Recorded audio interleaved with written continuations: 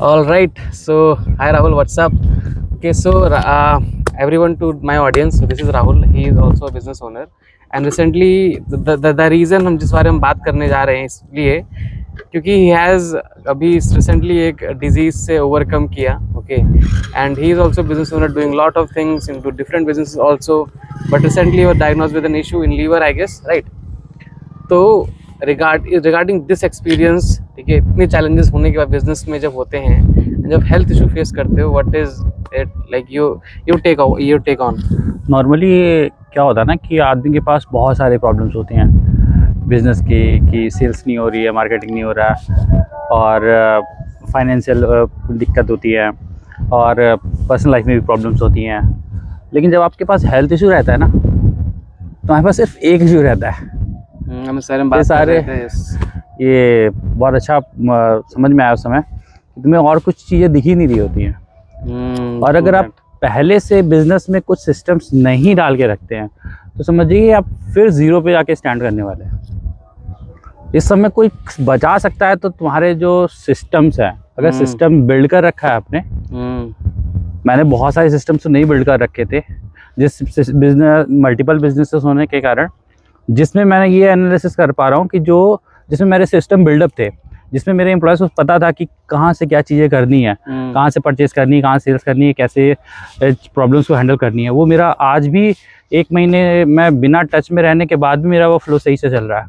और जहाँ मैं खुद हैंडल कर रहा था वो स्टक है, उसका बिजनेस ज़ीरो है।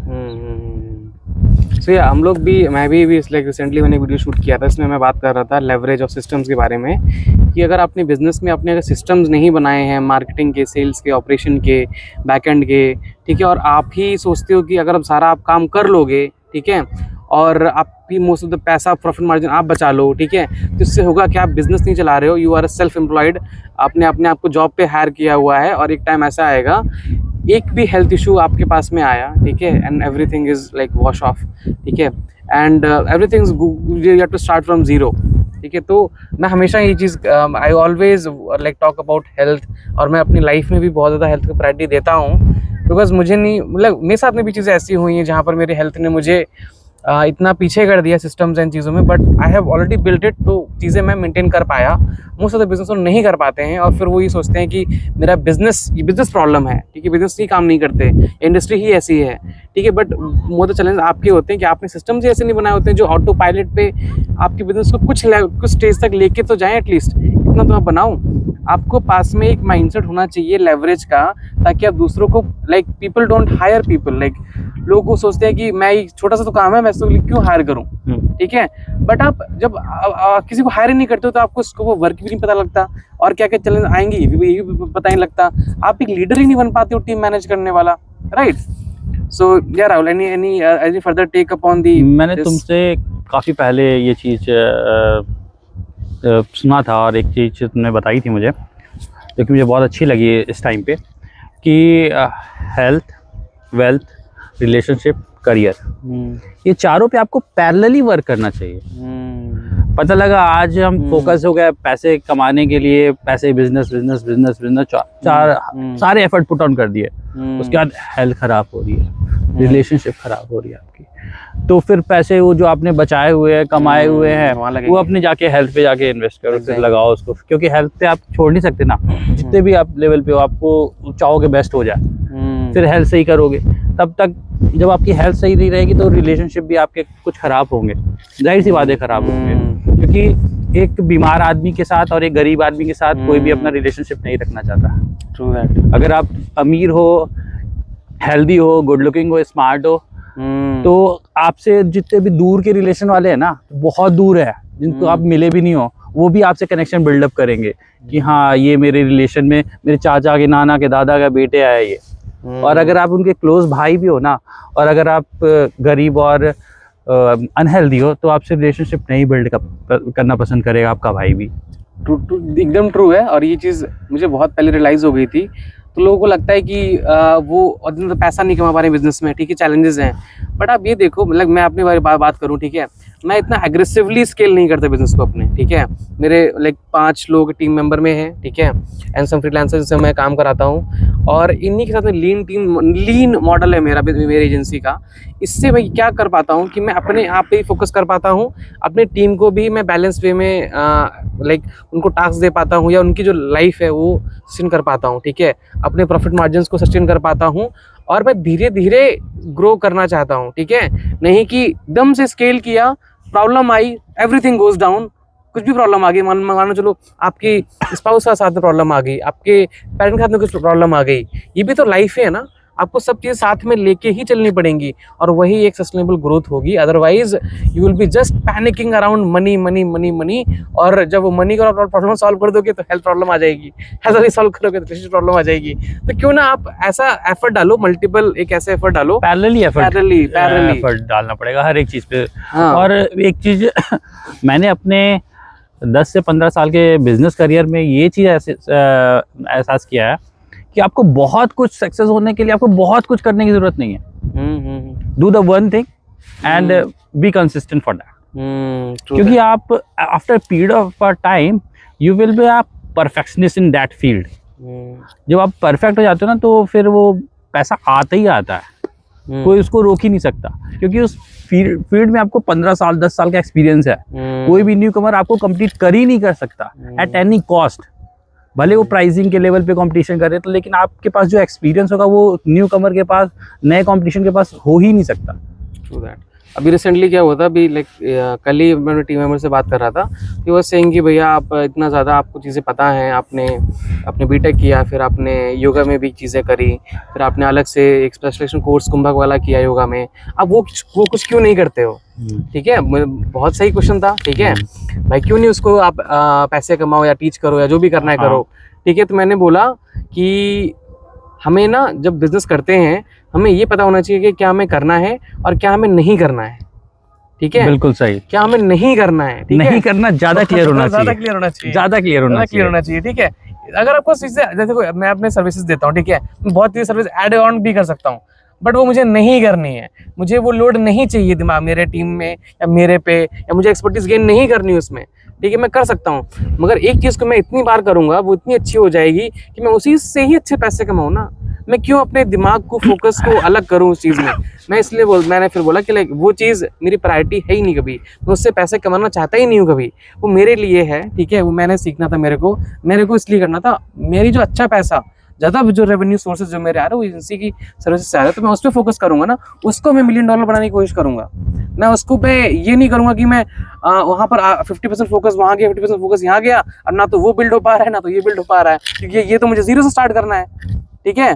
तो always have only one plan and make it so big, आप उस पर इतने एफर्ट डालो कि there is like unfathomable to fail in it, ठीक है, कोई रीजन ही ना बचे कि आप उसमें फेल कैसे हो सकते हो। आप एक चीज में, पता है एक चीज, लाइक अभी रिसेंटली एलेक्स फर्मोजी का था, तो ही वाज सेइंग कि किसी भी चीज में परफेक्ट होने के लिए 10,000 घंटे देने पड़ते हैं, ठीक है, बट जो 10,000 घंटे है ना, लोग वो 10,000 घंटे 20 साल में देते हैं। See that. तो अगर आपको किसी में एक्सपर्ट होने पता है कि आपको 10 घंटे लगेंगे, बट वो 10 घंटे देने के में आप 10 साल लगा रहे हो, तो कैसे जल्दी हो पाएगा वो चीज़? आपको वही चीज़ लगातार on a daily basis think and do करना पड़ेगा, तब जाके वो जो पीरियड है वो शॉर्ट होगा, और फिर then you will see some result in 5 year 10 years. और एक अच्छे बिजनेस को बिल्ड करने में समय लगता ही लगता है, and I guess I have seen 10 साल तो कहीं नहीं गए, ठीक है, कहीं नहीं गए, ठीक है, 10 साल तो कहीं नहीं गए, ठीक है। आप सोचो कि 1-2 साल में मैं चीज़ें कर लूँ, AI है वो है, ये कुछ नहीं होता, ये आपको बिल्ड करना पड़ेगा। जितने भी लोग आज उनके बिजनेस फ्लरिश कर रहे हैं, जो मेरे बिजनेस कोचेस वगैरह भी हैं, वो भी ये कहते हैं कि उन्होंने इतने बिजनेस ट्राई करे, उतने बिजनेस के फेलियर्स और एक्सपीरियंसेस अब जाके उनको रिजल्ट दे रहे हैं, ठीक है, एक्सपीरियंस लेसन्स अब काम आ रहे हैं, अब वो काम आ रहे हैं, जो वो सेल्स पहले करते थे कहीं पर, ठीक है, वो अब जाके काम आ रहे हैं कि लाइक ये उन्होंने एक्सपीरियंस करा था, now it's flourishing, now it's giving them exponential results. अगर कोई बिजनेस आप नया करते हो इन द केस, ठीक है, उसमें अगर कोइंसिडेंटली और इंसिडेंटली उसमें बहुत सारे रिजल्ट तुमको अच्छे मिल रहे हैं, ठीक है, या कंटिन्यू ग्रोथ मिल रही है आपको, तो वो for a period of a time मिलेगी आपको, long period of a time नहीं मिलेगी। ये ऐसा हो ही नहीं सकता कि कोई बिजनेस आपने स्टार्ट किया हो, boom boom boom boom boom, आप स्काई रॉकेट 10 साल में आसमान पहुंच गए, ऐसा हो ही नहीं सकता है, किसी भी बिजनेस में ऐसा नहीं पॉसिबल है। अगर आपको टाइम लगेगा, अगर आप एक स्टेज पे गए, 6 महीने बहुत अच्छा चला, 1 साल अच्छा चला, तो उसको नीचे गिरना ही गिरना, या वो स्टैगनेंट हो जाएगा फिर at a period particular time. मैं ऐसे देख रहा था कि ठीक है, वीडियो था सम कोच का, तो कह रहा था कि business is not always about scaling. Business also about understanding कि आपके 12 महीनों में किस टाइम पे आपको स्केल डाउन करना है, किस टाइम पे आपको स्केल अप करना है, ये भी आपको पता होना चाहिए। अगर आपके 12 महीने का डेटा है आपके पास सेल्स का, मार्केटिंग का, तो आप देख सकते हो कि किस टाइम पे आप ज़्यादा कस्टमर्स आते हैं, किस टाइम पे क्या पैटर्न फॉलो कर रहे हो। तो हमेशा ये नहीं होता कि आपने लाख रुपए बनाए तो नेक्स्ट मंथ 2 लाख, 3 लाख, 4 लाख, 5 लाख, किसी बिजनेस पॉसिबल ही नहीं है, पॉसिबल ही नहीं है ये चीज़, ठीक है। तो आपको हाइप भी नहीं करना है कि क्यों हमेशा स्केल, ज़्यादा हायर डाल दो, ज़्यादा लोग हायर कर लो, उससे कुछ नहीं होता। इतना वायलेंट एफर्ट भी आपको सस्टेनेबल ग्रोथ नहीं देता। आपको ग्रोथ ऐसी चाहिए जो डेकेड्स तक चले, वो सिस्टम चाहिए जो डेकेड्स तक चले। जैसे अभी मुकेश अंबानी के जो सिस्टम्स हैं, या और भी जितने भी अच्छे बिजनेस ओनर्स हैं, उनके सिस्टम्स कितने साल लगे हैं, ठीक है। If you go back to the history, देखो 20 साल से तो किसी को नहीं कम लगे अब, ठीक है। 20 हो गए, 30 साल हो गए, प्लस उनके एक्सपीरियंसेस, उनके टीम मेंबर्स, वो जो इतना बड़ा एक ऑर्गेनाइजेशन है, आपको वहाँ तक पहुँचना है या तो कुछ लाख रुपए लेके बिजनेस बंद कर देना है। बिजनेस आपने स्टार्ट ही इसलिए किया था बिकॉज आपको लाइक करोड़ रुपए तक पहुंचो, 100-200 करोड़ का बिजनेस टर्नओवर हो आपका, वहां तक पहुंचो, और आप एफर्ट डाल रहे हो लाख रुपए वाले माइंडसेट वाले, तो नहीं I guess that is not. जैसे कि आप एग्रेसिवली एफर्ट करते हो ना, तो एक आफ्टर पीरियड ऑफ टाइम आप फटीग हो जाते हो, आप थक हो जाओगे, तो उसके बाद फिर कुछ आइडियाज रन आउट करेंगे, कुछ और नहीं करेंगे, फिर समझ में आएगा बिजनेस ही बेकार है ये चीज़। लेकिन आप स्लोली करोगे ना, तो आप ज़्यादा पीरियड तक काम एफर्ट पुट ऑन कर सकते हो उस पर, क्योंकि आपको जितना पता है आप वो 6 महीने में पुट ऑन कर दिया आपने सारा। तो क्या होगा, जो आपके आइडियाज भी होंगे वो प्रॉपरली आप उसको एग्जीक्यूट नहीं कर पाओगे अगर आप एग्रेसिवली काम करोगे। आइडिया पे एग्जीक्यूट करो, उसको या तो सक्सेस तक लेके जाओ या तो फेलियर तक लेके जाओ, देन सेकंड आइडिया पे आओ, इस थर्ड आइडिया पे आओ। मल्टीपल चीजें करोगे, you will B distracted, your focus will be distracted, ठीक है। ये मैं बिजनेस की बात कर रहा हूँ कि फॉर एग्जांपल की मैं एग्जांपल बात करता हूँ कि मैं अगर यूट्यूब पे कंटेंट बनाना स्टार्ट कर रहा हूँ तो मैं यूट्यूब पे ही फोकस करूँ, ठीक है। ये नहीं कि मैं यूट्यूब पे फोकस कर रहा हूँ, लिंक्डइन पे फोकस कर रहा हूँ, unless until I have a team to manage it. Obviously we will start somewhere alone, ठीक है। तो मैं किसी एक प्लेटफॉर्म पे स्टार्ट करूंगा, फिर मैं दूसरे प्लेटफॉर्म में जाऊंगा, फिर मैं दोनों को लेके चल सकता हूँ बिकॉज मुझे पहला प्लेटफॉर्म समझ में आ गया है, उस पर क्या करना है। दूसरे को लेके चल रहा हूँ, फिर तीसरे लेके चलूंगा, फिर मैं क्या करूंगा, पहले प्लेटफॉर्म को डेलीगेट कर दूंगा, सेकंड को फिर डेलीगेट कर दूंगा अपनी टीम को, एम्प्लॉय को, जो भी है। ये माइंडसेट होना चाहिए चीज़ों को करने का। अदरवाइज आप सोचोगे आप बर्बाद जोश है, आज मैं 5 वीडियो बनाऊंगा, आज मैं 10 रील शूट करूंगा, अब मैं कर लिया, सेकंड डे कुछ हो गया, ओ माय गॉड आज तो नहीं हो पाएगा, आज तो नहीं हो पाएगा। तो ये वाला फेज देखा है मैंने, why people are not able to become consistent जो है ना, ये बहुत बड़ी चीज़ है। आई गेस मैं एक फेज पे आ गया हूँ अपने बिजनेस में कि अब जैसे हम लोग कॉर्नर शूट कर रहे हैं, ठीक है। बहुत आई गेस मैं 1 साल पहले की बात करूँ शायद मैं ना कर पाता, बट क्योंकि मैंने कंसिस्टेंट एफर्ट 4 महीने तक डाले, मैंने एक चैलेंज लिया था 123 डेज चैलेंज, उसमें मैंने कंटेंट वीडियो शूट करना सीख गया, मेरा हेजिटेशन चला गया, कॉन्फिडेंस आ गया, ठीक है, अपने थॉट्स को आर्टिकुलेट करना आ गया। जब इतना मेरा आ गया, अभी 4 महीने लगे मेरे को एक प्लेटफॉर्म, मैंने ये चीज़ नहीं देखी उस टाइम पे, सिर्फ और सिर्फ मैं वीडियो कंटेंट बनाना सीख रहा था, सिर्फ कैमरे से बात करना सीख रहा था, ठीक है। और फिर जब वो जाके अब मैं इंस्टा पे देखूंगा कि वहाँ पर क्या चल रहा है, तो मैं रील्स बनाऊंगा, ठीक है। तो ये लाइक पूरे बिजनेस डायनामिक्स होते हैं। एक मेरा फ्रेंड है और काफ़ी छोटा है, लगभग 23-24 साल का है, और एक बहुत अच्छा बिजनेस कर रहा है। नया खून होता है, नया बिजनेस है, अच्छा मार्जिन है, अच्छा टर्नओवर हो रहा है, और 3 to 4 CR का उसका पर ईयर का टर्नओवर है, और 30% के आसपास का मार्जिन है उसका, और काफ़ी अच्छा बिजनेस कर रहा है। बट वो इतना एग्रेसिवली प्रेजेंट टाइम पे वो मार्केटिंग के लिए, वो मतलब इतना एग्रेशन है उसमें, मार्केटिंग मुझे ये करना है, मुझे ये ऑफर लॉन्च करने हैं, मुझे इन्फ्लुएंसर से कराना है, फिर मुझे डिजिटल मार्केटिंग करवानी है, मुझे ये सारी चीज़ें करानी है। बट मैं उसके साथ ये देख रहा हूँ कि जितनी उसने मार्केटिंग करी, जाहिर सी बात है मार्केटिंग कोई भी करेगा तो उसकी सेल्स आएगी, बट वो सेल्स के लिए रेडी है कि नहीं, उसके पास एक सेल्समैन भी नहीं है, ठीक है। पूरा वो शॉप मतलब 3 करोड़ की सेल के लिए वो 2 सेल्समैन से खुद और 1-2 उसके एम्प्लॉय थे जिससे वो मैनेज कर लेता था। अब वो एक्सपेक्ट करेगा अगले 3 महीने में, मैंने उसको दिया प्रोजेक्शन कि तुम्हारी 3 महीने के अंदर की सेल अराउंड 3 करोड़ के आसपास की सेल होने वाली है, तुम इसके लिए क्या रेडी हो, तुम्हारे पास क्या उनको सप्लाई कर सकते हो। तो वो उन सब चीज़ों के बारे में नहीं सोच रहा है, सिर्फ मार्केटिंग के बारे में सोच रहा है, कैसे मेरे पास, और जिस तरह से उसके पास लीड्स आ रही हैं, जिस तरह से उसके पास इंक्वायरीज आ रही हैं, तो मैंने उसको पोजीशन दिया कि 3 करोड़ की सेल हमारी होनी ही होनी है। अब तुम इसके लिए सप्लाई के लिए अगर जो सेल्समैन है, तुम्हारे पास सेल्समैन नहीं है, सेल्समैन को रिक्रूट करो टेली सेल्स के लिए, उनका रिकॉर्ड सिस्टम बिलिंग कैसे उनको तुम डिलीवर कर पाओगे। अब सेल्स आज तो उसके पास 500-600 लीड आ गई, बट उनको वो कैटर ही नहीं कर पा रहा।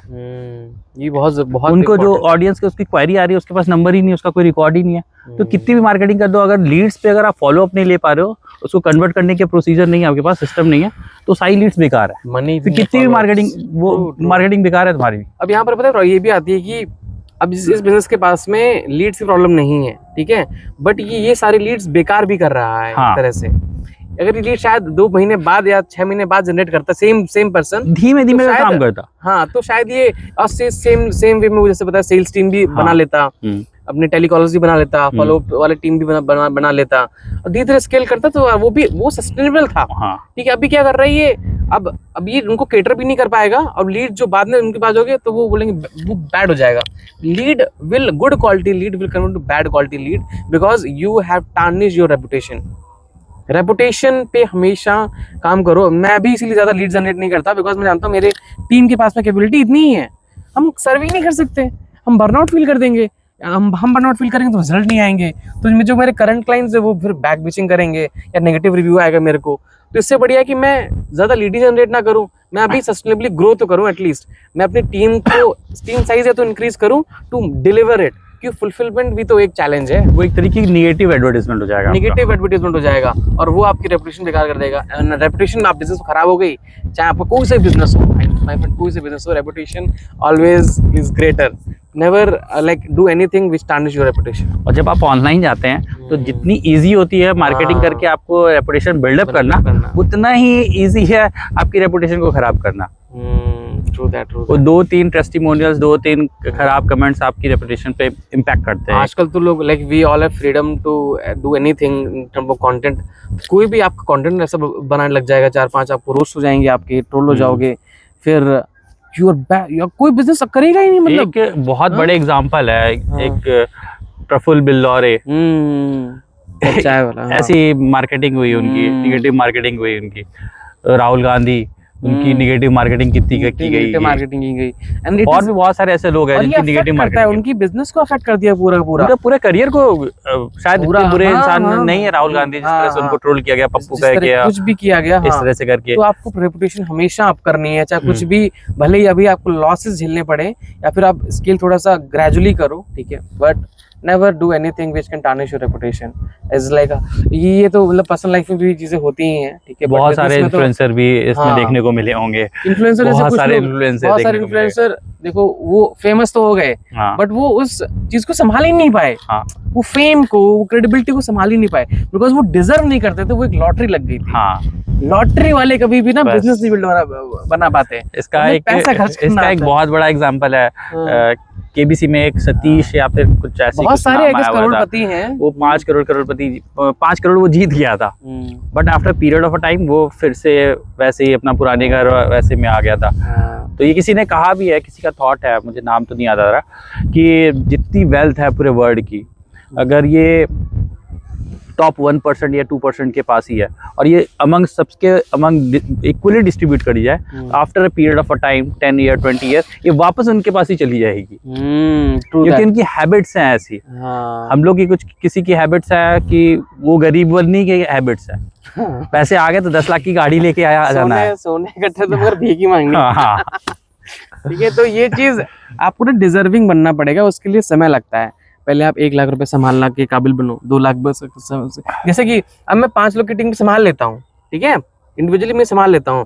मैंने जब 6-7 की टीम होगी तो मैं प्रोजेक्ट मैनेजर हायर कर लूंगा, ठीक है, तो वो like that person will help me to manage the team and clients वगैरह। इसी तरह से आपको डिजर्विंग बनना पड़ेगा टू हैंडल दैट अमाउंट और money in your business, otherwise you will be fuck up in your business. और वो जैसे कि एग्जाम्पल दिया राहुल ने, तो वो होगा, ठीक है, शॉर्ट टर्म में फटाफट ग्रोथ मिलेगी, देन नेगेटिव मार्केटिंग होगी। मेरे साथ खुद हुआ है, मैं कैसे कह सकता हूँ किसी दूसरे लोग को।